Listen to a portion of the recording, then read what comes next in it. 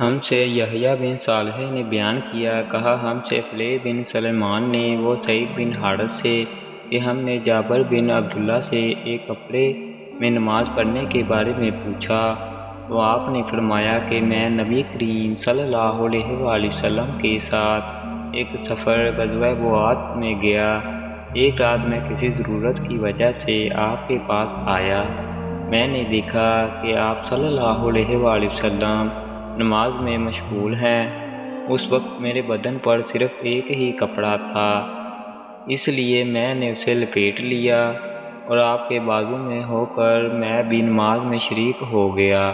جب آپ نماز سے فارغ ہوئے تو دریافت فرمایا، جابر اس رات کے وقت کیسے آئے؟ میں نے آپ صلی اللہ علیہ وآلہ وسلم سے اپنی ضرورت کے متعلق کہا۔ میں جب فارغ ہو گیا تو آپ نے پوچھا کہ یہ تم نے کیا لپیٹ رکھا تھا جسے میں نے دیکھا؟ میں نے عرض کی کہ ایک ہی کپڑا تھا، اس طرح نہ لپیٹتا تو کیا کرتا؟